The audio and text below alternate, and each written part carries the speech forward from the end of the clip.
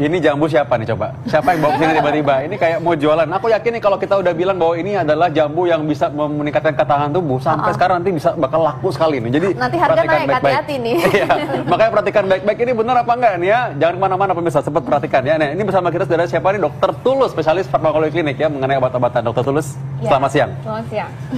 Nah dok, ini katanya nih dok, masyarakat bilang jambu biji ini dapat meningkatkan sistem kekebalan tubuh. Ini fakta atau mitos sih dok? Ini fakta. Fakta. Ya. Kenapa tuh dok? Di sini kandungan serat dan vitamin C-nya tinggi. Nah, kemudian ada antioksidan juga yang mendukung supaya tidak terjadi kerusakan akibat radikal bebas. Gitu. Oke, pantesan aja ini masyarakat nih juga udah mulai nyari-nyari jambu ini katanya bisa menangkal virus corona nih dok.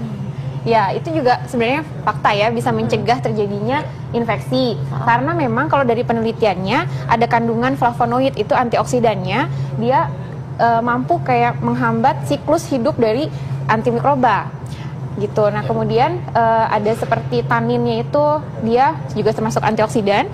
Dia mampu merusak dinding sel dari bakteri ataupun virus sehingga lama-lama kan akan mati ya.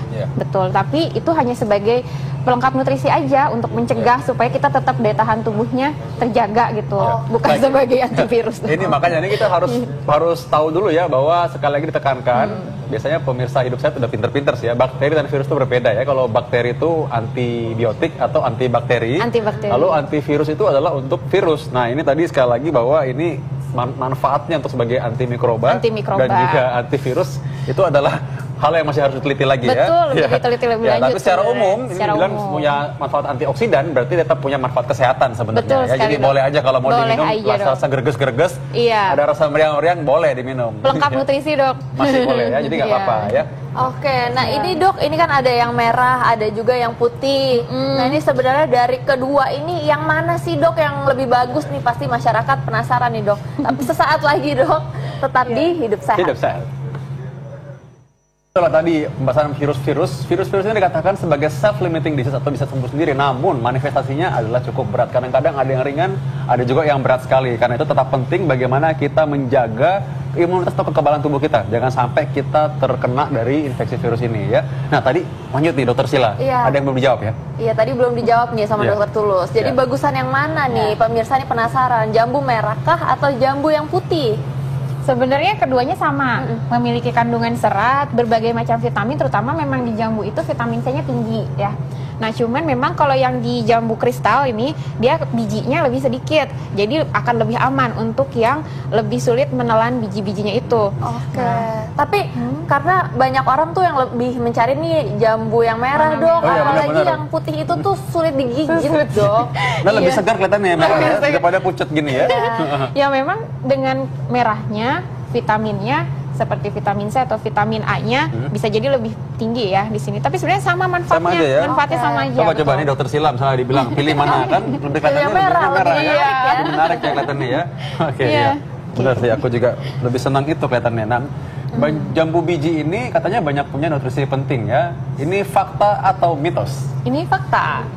Jambu biji? Jambu biji dong. Karena kan tadi pertama ada vitamin C-nya dan sebenarnya berbagai vitamin yang lain, juga vitamin A, C, E, kemudian ada antioksidannya. Tadi kan polifenol, alkaloid dan yang lainnya. Dan mineralnya yang membantu menjaga kesehatan dari tubuh kita gitu. Oke, dok ini ngomong-ngomong nih kalau misalnya ini kok warnanya kayak gini ya dok ya? Kayak krayon ya? Stabilo. Ini ada lagi dok, fakta atau mitos nih dok. Katanya jambu biji ini dapat mengatasi rasa nyeri dok. Ini fakta atau mitos? Ini fakta. Ada penelitiannya. Ya, tapi memang untuk nyeri yang ringan dok dan tidak disertai dengan penyakit yang lain. Sebanyak apa makannya jambu biji supaya bisa kayak gitu? Oh iya, mau ngomong sebanyak apa, hati-hati kalau kebanyakan sembelit. Maksudnya kan kalau ada yang aduh masa sakit nih lututnya misalnya terus makan itu gimana? Sebenarnya bukan ininya, tapi ke daunnya, lebih ke daunnya, Dok. Oh, daunnya, jadi daun jambu bijinya. Daun jambu biji. Akan lebih baik mungkin diekstrak. Jadi dosisnya lebih tepat, Dok. Oke, ini mungkin masyarakat jadi penasaran nih, Dok. Mungkin ada yang diare terus malah jadi nyari jambu biji supaya untuk menangkal diarenya. Itu gimana, Dok? Ya, ini juga fakta.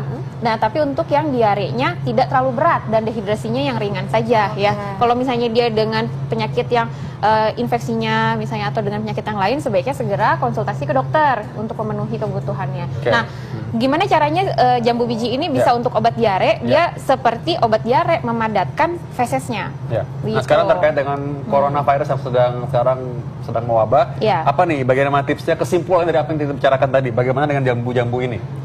Ya, tipsnya adalah silahkan konsumsi jambu biji sebagai tambahan dari pelengkap nutrisi kita sehari-hari, karena kandungan vitamin C-nya, antioksidannya memang tinggi, yang terbukti bermanfaat. Juga kandungan mineralnya seperti fosfor, kalsium, magnesium, dan yang lainnya menunjang supaya daya tahan tubuh kita lebih baik ya. Tapi untuk dikonsumsi berlebihan tidak boleh, karena juga tadi akan pasti ada efek sampingnya dengan berlebihan. berlebihan. Ini maksimal berapa banyak nih, Dok? Maksimal sebenarnya tidak ada pembatasan ya namanya itu. Supaya nggak diare, supaya nggak sembelit gitu kan. Nah, terutama hati-hati juga kalau memang memiliki penyakit yang seperti ada hemoroid kan gitu, atau gangguan saluran pencernaan gitu ya. Mungkin yang biasa makan satu atau dua cukup satu. Usah mungkin bawakan langsung juga bisa ya. Bisa dong. Ya, baik. Semoga ini semua menjadi informasi bagi semua pemirsa Hidup Sehat. Ingat bahwa hidup sehat menjadi kunci bahwa kita bisa melawan corona. Ingat, stay at home, kerja at home, tetap produktif di rumah. Kita bergotong royong untuk melawan virus corona. Saya Dr. Vito Damai. Saya Dr. Syalsa Sabila. Indonesia Hidup Sehat.